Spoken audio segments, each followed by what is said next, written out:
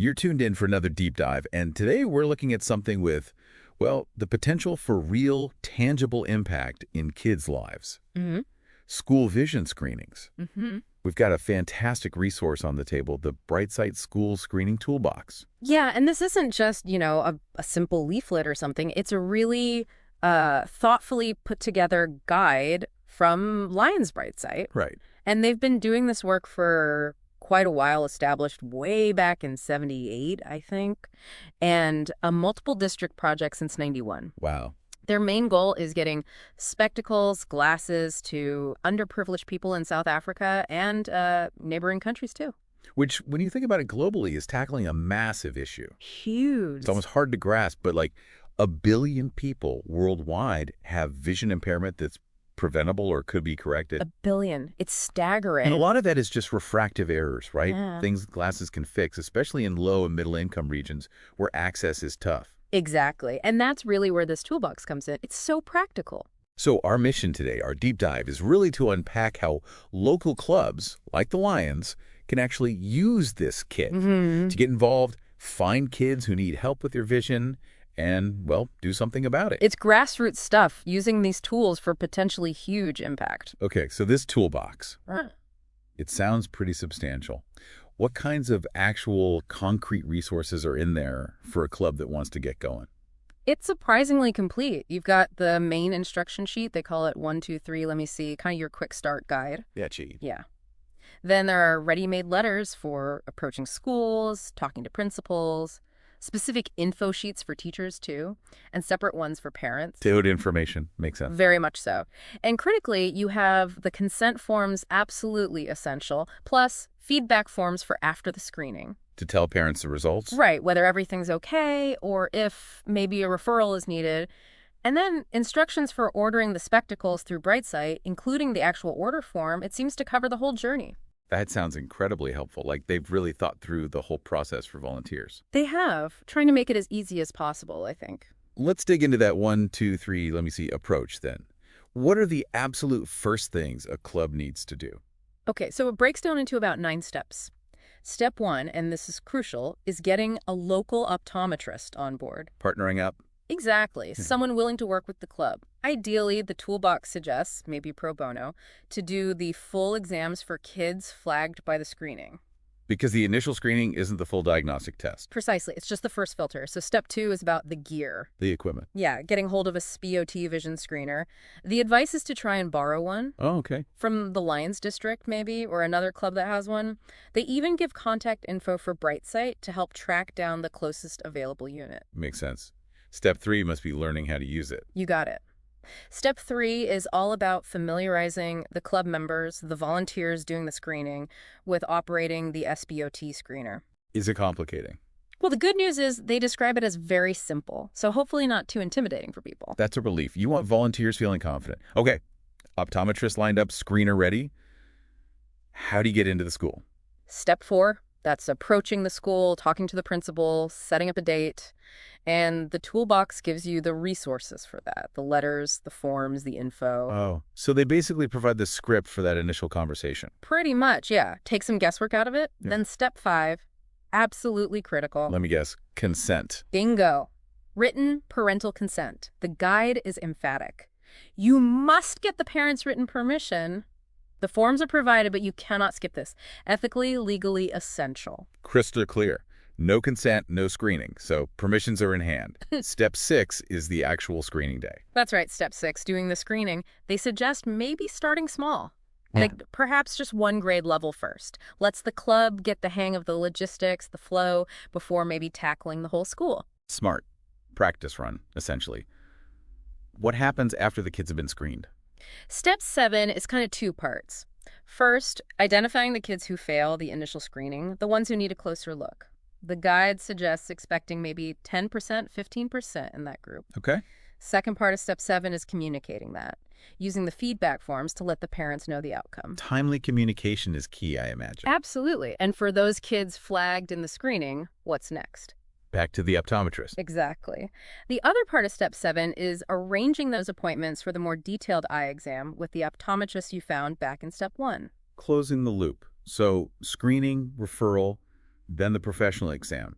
What if the optometrist confirms glasses are needed? That brings us to step 8, the prescription.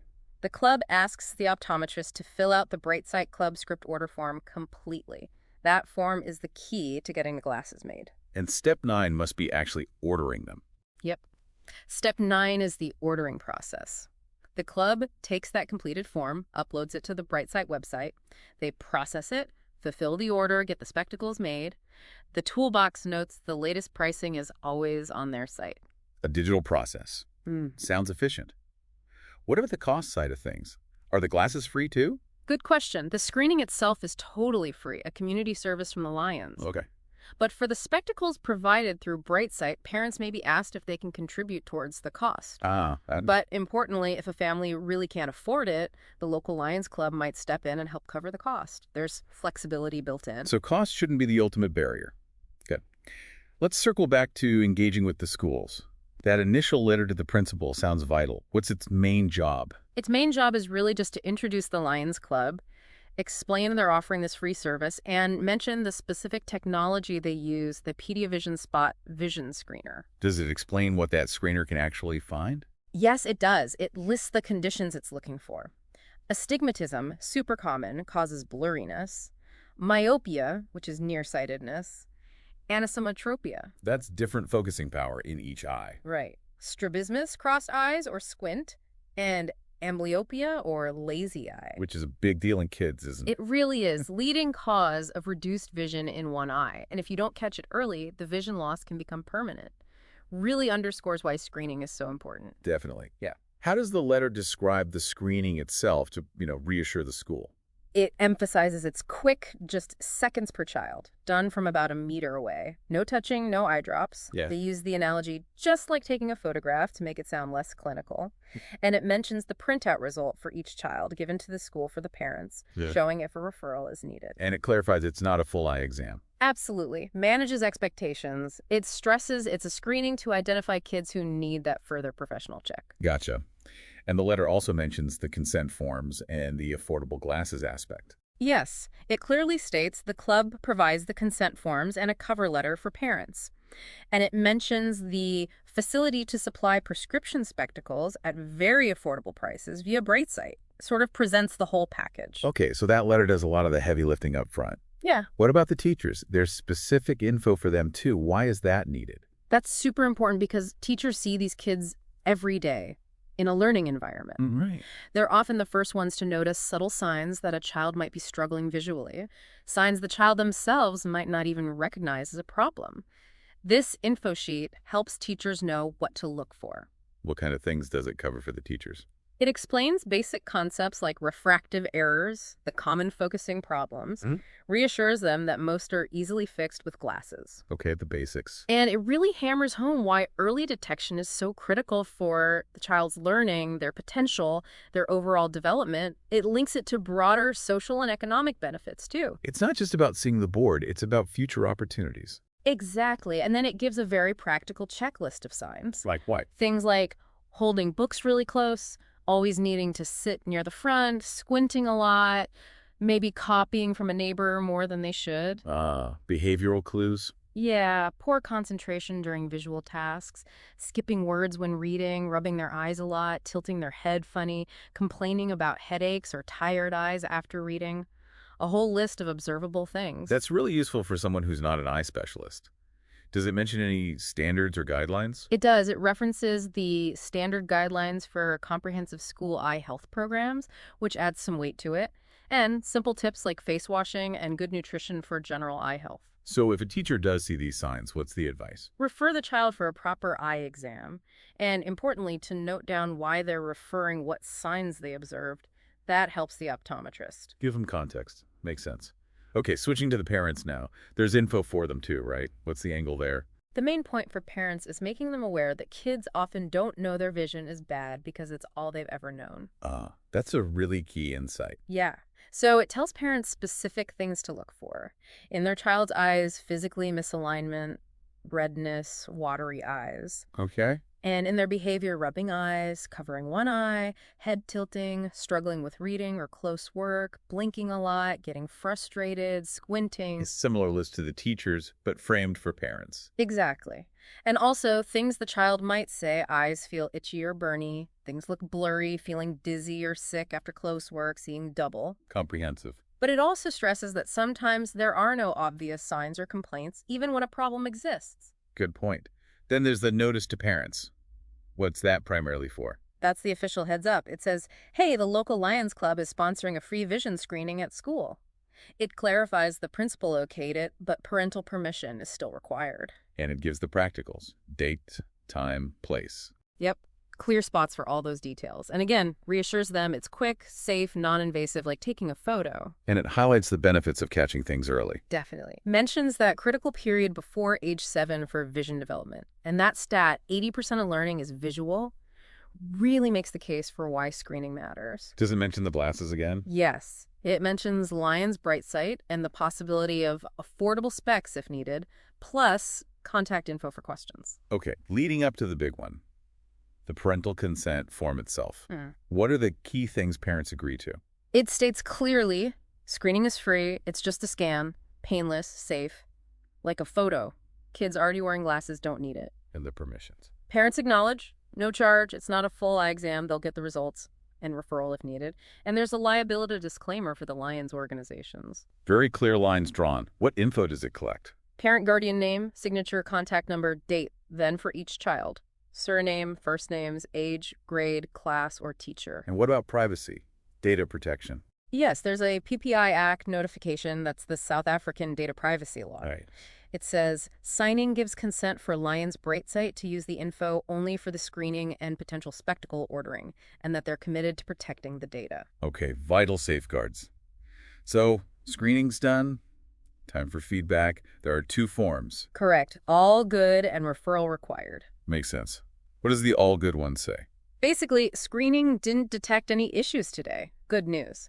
But it wisely adds a reminder to still get regular professional eye exams because a screening isn't the same thing. Good reminder. Yeah. And the referral required form. That one says the screening suggests the child may have problems seeing well. It stresses again, it's just a screening, and strongly urges them to take the form to an eye care specialist for a full checkup. It might include a school contact person, too. Got it.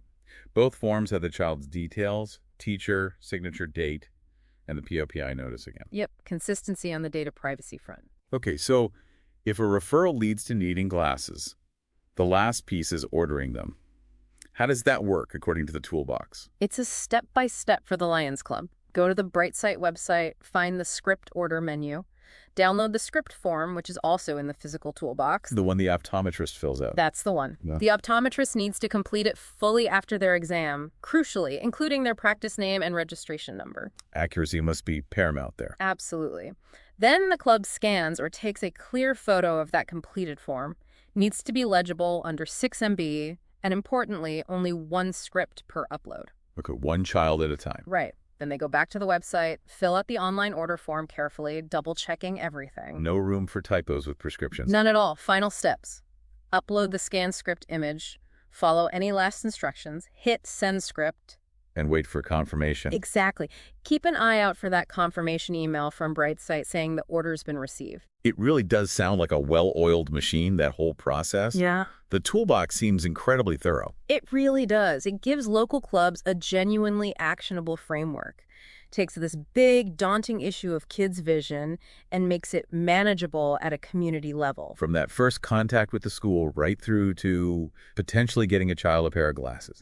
Covers all the bases: engagement, screening, referral, access to affordable eyewear. It's supportive. And we keep coming back to it, but that early detection piece is just so fundamental, isn't it? It's everything. Like the toolbox says, 80% of learning is visual. Good vision isn't a nice to have for education, it's essential. Fixing a vision problem early can literally change a child's trajectory.